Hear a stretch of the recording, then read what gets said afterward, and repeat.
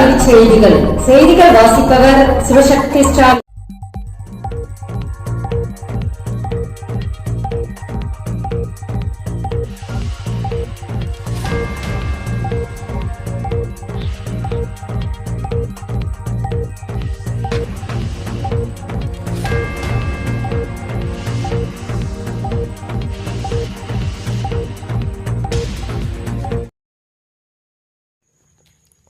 ஆசிரியர் பணிக்கான CSIR net தேர்வு விண்ணப்பங்களில் திருத்தம் செய்ய வாய்ப்பு.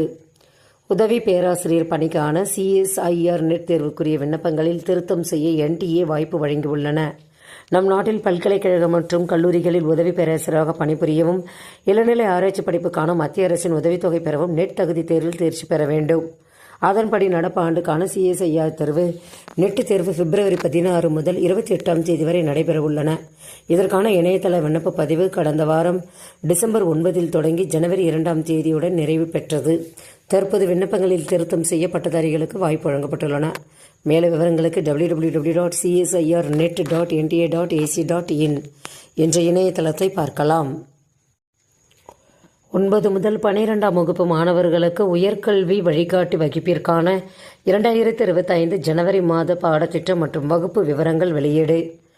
உயர்கல்வி வழிகாட்டி திட்டத்தின் கீழ் 2023-24 கல்வியாண்டில் அரசு மற்றும் அரசு உதவி பெறும் மேல்நிலைப் பள்ளி மாணவர்களுக்கு உயர்கல்வி வேலைவாய்ப்பு வழிகாட்டு மையம் வழங்கப்பட்டுள்ளது.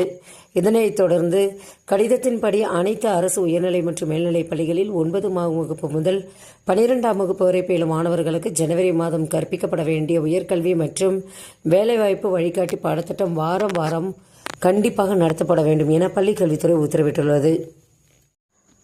மார்ச் 13 முதல் 31 வரை முதுநிலை படிப்புகளுக்கான QUT நுழைவுத் தேர்வு. மத்திய பல்கலைக்கழகங்களில் முதுநிலை படிப்புகளில் சேருவதற்கான QUT நுழைவுத் தேர்வு மார்ச் 13 முதல் 31ஆம் தேதி வரை நடைபெற உள்ளதாக NTA அறிவித்துள்ளன. நாடு முழுவதும் உள்ள மத்திய பல்கலைக்கழகங்கள் மற்றும் அதன் கீழ் இயங்கும் கல்லூரிகளில் இளநிலை முதுநிலை படிப்புகளில் சேர பல்கலைக்கழக பொது நுழைவுத் தேர்வில் QUT தேர்ச்சி பெற வேண்டும். அதன்படி அடுத்த கல்வியாண்டில் 25-26 முதுநிலை படிப்புகளுக்கான QUT தேர்வு கணினி வழியில் வரும் மார்ச் 13 முதல் 31ஆம் தேதி வரை நடைபெற உள்ளன. மேலும் விவரங்களுக்கு www.exams.nta.ac.in என்ற இணையதளத்தை பார்க்கலாம்.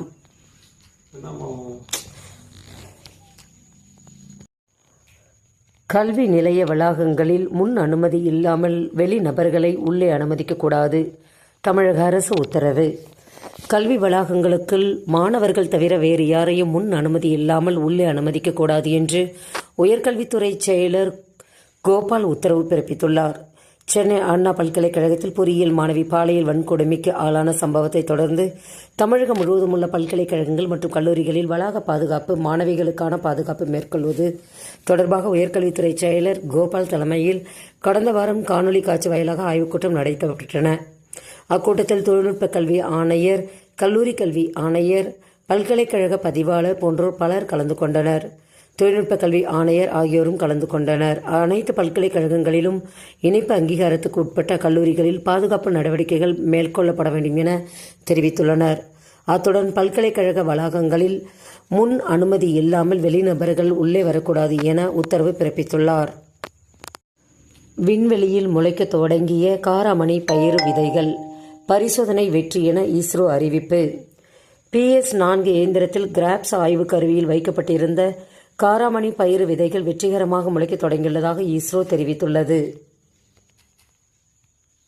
செய்திகள் நிறைவடைந்தன. வணக்கம்.